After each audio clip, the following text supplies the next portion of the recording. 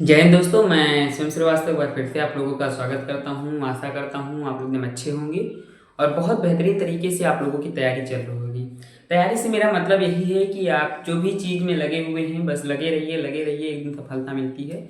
SSC CGL 27 फरवरी यानी आज उसका लास्ट पोस्ट प्रेफरेंस का डेट है और आज लास्ट शाम तक आप लोगों को फॉर्म भर देना है और पोस्ट प्रेफरेंस भर देना। तो उसी के ऊपर वीडियो आप लोगों के लगातार कमेंट आ रहे थे कि कितने नंबर वालों को कौन कौन सी पोस्टें भरनी चाहिए, कौन कौन सी बेस्ट पोस्टें होती हैं, वो सारी चीज़ें मैं बताऊंगा। वीडियो के लास्ट तक बने रहिएगा। लेकिन मैं यही चाहूँगा कि जल्द से जल्द आप फॉर्म भरिए, क्योंकि लास्ट डे है और आप जानते हैं गवर्नमेंट वेबसाइटों की जो है साइटें स्लो हो जाती है, सर्वर डाउन हो जाता है, फिर फॉर्म भरने में आप लोगों को बहुत दिक्कत होती है और कभी कभी ऐसा होता है कि आप फॉर्म नहीं भर पाते हैं। ठीक है, तो उसके लिए इंतजार मत करिए, अभी से भरना स्टार्ट कर दीजिए। 5 मिनट लगेगा आपको पोस्ट प्रेफरेंस भरने में। थोड़ा बहुत नॉलेज चाहिए तो उसके लिए आप गेन कर सकते हैं वीडियोस के माध्यम से। मेरी वीडियोस जब देखेंगे तो लास्ट तक आप लोगों को ये कंफर्मेशन मिल जाएगा कि कौन सी पोस्ट मेरे लिए बेस्ट है। तो वीडियो के लास्ट तक बने रहिएगा। लेकिन उससे पहले आप लोगों से रिक्वेस्ट, अगर चैनल पर नए हैं तो सब्सक्राइब करिएगा, वीडियो अच्छी लगे तो लाइक करिएगा और कमेंट बॉक्स में अपनी राय देना ना भूलिएगा।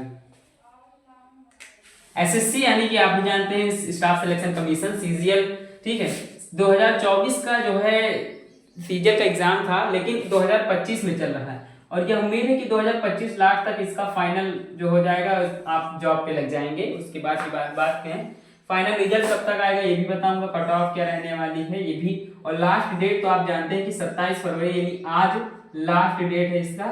तो आज यह हमेशा मतलब कि आज 99% 7 बजे तक तो फॉर्म भर ही दीजिएगा आप, ठीक है। शाम के 7 बजे शाम तक फॉर्म भर पोस्ट प्रेफरेंस भर के लॉक कर दीजिएगा, क्योंकि लॉक होने में भी कभी कभी सर्वर डाउन प्रॉब्लम आ जाता है, बार बार पासवर्ड मांगता रहता है, लेकिन लॉक नहीं होता है। ठीक है, पद के बारे में बात करूं तो ये सारी चीजें बेसिक है, फिर भी मैं बता देता हूं। जनरल से अगर आप बिलोंग करते हैं तो आपके पास 7,567 पद हैं। एससी से बिलोंग कर रहे हैं तो 2,762 पद हैं। अगर आप एसटी से बिलोंग करते हैं तो 1,606 पद हैं। अगर आप ओबीसी से बिलोंग करते हैं तो 4,521 पद हैं। ईडब्ल्यूएस की से बिलोंग करते हैं तो 1,718 पद हैं। टोटल जो पद हैं 18,174 पदों पर भर्ती होनी है। ठीक है, नॉर्मलाइजेशन के बारे में आप लोग कमेंट आ रहे थे, तो नॉर्मलाइजेशन आप लोगों का हो सकता है 6 से 7 नंबर का, इससे ज्यादा का उम्मीद नहीं दिख रहा है। वैसे हो भी जाए कोई बड़ी बात नहीं है, बोर्ड है कुछ भी कर सकता है, लेकिन नॉर्मलाइजेशन 6 से 7 नंबर तक होना है। ठीक है, देखो चार तरह की पोस्टें हैं, लेवल 4 है, लेवल 5 है, लेवल 6 है, लेवल 7 है। लेवल 4 को हम ग्रेड पे 2400 कहते हैं और लेवल 5 को ग्रेड पे 2800 कहते हैं। लेवल 6 को ग्रेड पे 4200 कहते हैं और लेवल 7 को ग्रेड पे 4600 कहते हैं। ठीक है, ये ग्रेड पे है, इससे कोई मतलब नहीं होता है, पोस्ट के हिसाब से रखी जाती है, लेकिन लेवल और ग्रेड पे सेम होता है। ठीक है, लेवल 4 2400, इस हिसाब से मैंने कन्वर्ट कर दिया।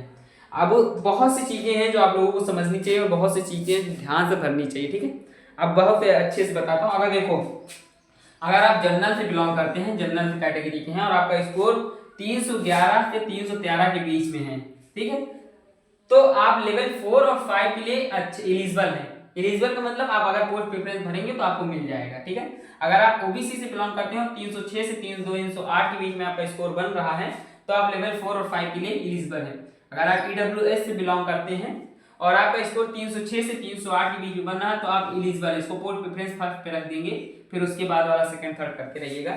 एससी से बिलोंग करते हैं तो 295 से 297 के बीच में आपका स्कोर है तो आप लेवल 4 5 के लिए एलिजिबल हैं। एसटी से बिलोंग करते हैं तो 275 से 278 के बीच में अगर आपका स्कोर बन रहा है तो आप लेवल 4 और लेवल 5 के लिए एलिजिबल हैं।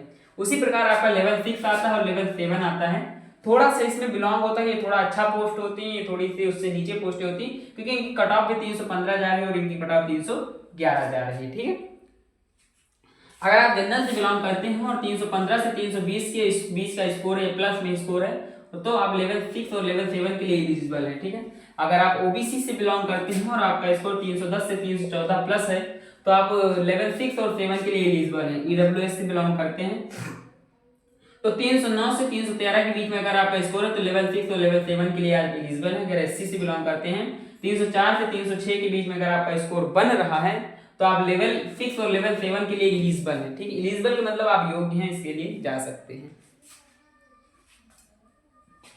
उसके बाद आप लोगों का आता है एसटी।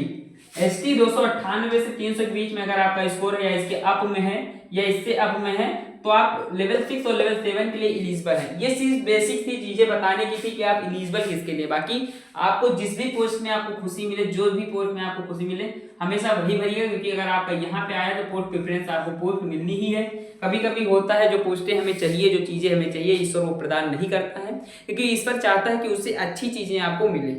ठीक है, तो जो कोई भी पोस्ट अगर आपको मिलती है तो आप उसे एक्सेप्ट करें। एक्सेप्ट के अलावा कोई आपके पास चांस नहीं होगा, क्योंकि रिसाइकल नहीं कर सकते हैं आप। आपको फिर उसको चूज करना है या फिर रिजेक्ट करना है, या तो हट जाना है या चूज करना है। कोई भी नहीं चाहेगा कि एक बार नौकरी लग जाए फिर हटना हो। जो पोस्ट मिलती है आप कर लेते हैं खुशी खुशी। ठीक है, अब बहुत सी चीजें आप लोगों के हिसाब से भी मैंने रखी हैं, जहां पे आप लोग अगर बता रहे थे पोस्ट के हिसाब से, तो आपको पता है एएसओ हो गया, इनकम टैक्स हो गया, जीएसटी हो गया या पीएसए हो गया। देखो पीएसए मैं नहीं कहूंगा, अगर आप पहले से जॉब कर रहे हैं तो आप पीएसए मस्ट चूज करिएगा।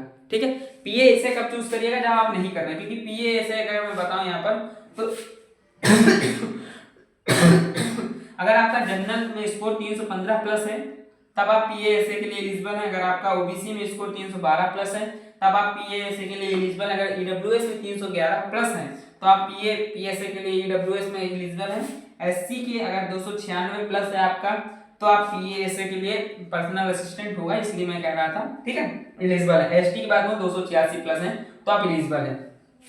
देखो जीएसटी एक ऐसा पोस्ट है कि सभी जाना चाहते हैं। ठीक है, जीएसटी जो डिपार्टमेंट है इसका, उसमें सभी जाना चाहते हैं, तो इसलिए इसकी कट ऑफ भी थोड़ा हाई होती है। इससे ज्यादा भी कट ऑफ जाती है। एएसओ की कट ऑफ आप देखेंगे तो 333 330 के आसपास होगी। जीएसटी की अगर आप जनरल से बिलोंग करते हो 325 प्लस आपका स्कोर बन रहा है तो आप जीएसटी पोस्ट प्रेफरेंस चुन सकते हैं। अगर आप जनरल से नहीं ओबीसी से बिलोंग करते हो 320 प्लस आपका स्कोर बन रहा है तो आप जीएसटी पोस्ट प्रेफरेंस फिल कर सकते हैं। 318 अगर आप ईडब्ल्यूएस में और बन रहा है आपका स्कोर तो आपको जीएसटी पोस्ट प्रेफरेंस कर सकते हैं। 312 अगर आप जीएसटी में जाना चाहते हो, 312 आपका एससी है और 312 स्कोर प्लस हो रहा है तो आप इसके लिए पोस्ट प्रेफरेंस और एलिजिबल भी। एलिजिबल की बात करता हूँ तब आप भर सकते हैं, चांस से मिलना, कोई कंफर्म नहीं कि मिल ही जाएगा पर चांस है। ठीक है, उसके बाद आपका आता है एसटी में अगर आप 300 प्लस हैं तो जीएसटी के लिए आप फॉर्म भर सकते हैं। इनकम टैक्स ऑफिसर के बारे में बात करें तो इससे हमेशा ये 6 से 7 नंबर यहाँ पे बढ़ा हुआ कट ऑफ इसका हमेशा दिखता है। जैसे इसमें आप देख सकते हैं 9 से 10 नंबर इसमें बढ़ा हुआ है तो जनरल कट ऑफ दिख रहा है। वैसे ही इनकम टैक्स और जीएसटी के बीच में 6 से 7 नंबर का अंतर होता है। तो जनरल में अगर आप हैं और जनरल में आपका स्कोर 333 प्लस बन रहा है तो आप इनकम टैक्स के लिए अप्लाई कर सकते हैं। ठीक है, 330 प्लस ओबीसी में अगर आपका स्कोर बन रहा है तो आप इनकम टैक्स के लिए जा सकते हैं। ईडब्ल्यूएस में 327 अगर आपका स्कोर बन रहा है तो आप इनकम टैक्स के लिए जा सकते हैं। उसके बाद आपका 315 आता है एससी में, अगर तब जा सकते हैं। 310 एसटी में है तब जा सकते हैं। ठीक है, एएसओ की बात करें तो एएसओ में आपका 330 प्लस स्कोर, अगर आप जनरल का बिलोंग करते हैं, जनरल से हैं तो आपका स्कोर अगर 330 प्लस है तो आप इसके लिए एलिजिबल है और इस प्रेफरेंस को भर सकते हैं। ठीक है, भरने के लिए है, देना या नहीं देना आप उसके ऊपर है। वैसे भी भर भी इससे कम है, मिल भी सकते हैं पर आपको नहीं मिलेगा। ज्यादा चांसेस अगर आपका स्कोर इतना है और फिर भर रहे हैं तब मिल जाएगा। ठीक है, 326 के आसपास है तब भी आप ओबीसी से बिलोंग करते हैं तो एएसओ के पद के लिए भर सकते हैं, क्योंकि यहाँ पे 330 था, यहाँ पे 326 है। इनकम टैक्स की सबसे ज्यादा कट ऑफ जा रही है क्योंकि इनकम टैक्स मान अच्छा पद होता है और बहुत अच्छा, बहुत रेयर केसेस में ये मिलता है, बहुत हाई, क्योंकि डिमांड इसलिए होती है क्योंकि लोगों को सम्मान चाहिए और इनकम टैक्स में बहुत सम्मान है। ठीक है, 314 की बात करूं तो 314 आप ईडब्ल्यूएस से बिलोंग करते हैं तो अगर एससी एसटी से हैं तो 305 के आसपास अगर आपका स्कोर बन रहा है तो आप एएसओ पोस्ट के लिए अप्लाई कर सकते हैं। ठीक है, अब बहुत से देखो कोई भी एग्जाम में यहाँ पर अगर मैं हाई स्कूल का मान लूं, एग्जाम होने के बाद कैंडिडेट हमेशा यही सर्च करता है रिजल्ट कब तक आएगा। तो देखिए अच्छी चीज है, सर्च करना चाहिए क्योंकि आपको अपने प्रति जागरूक होना चाहिए। क्योंकि कभी कभी ऐसा होता है कि हम उस चीज से दूर होते हैं पर वो सब चीजें मिलने से दूर हो जाती हैं, इसलिए हमेशा देखते रहिएगा अपने हिसाब से कौन कौन सी चीजें आपके लिए एलिजिबल होती हैं। देखो अब रिजल्ट के बारे में अगर मैं बात करूँ आप लोगों को तो आज लास्ट डेट है आप लोगों के फॉर्म का, तो आज से आप 15 से 20 दिन ऐड कर लीजिए, 15-20 दिन ऐड कर लीजिए, उसके बाद ही आपका रिजल्ट जारी हो जाएगा। मार्च में तो 100% होली के पहले पहले आपका रिजल्ट उम्मीद है आने की। ठीक है, होली पहले पहले उम्मीद है आने की। अगर होली तक नहीं आ रहा फिर आप इसमें एक हफ्ता और जोड़ लीजिए, एक सप्ताह और जोड़ लीजिए फिर रिजल्ट आएगा।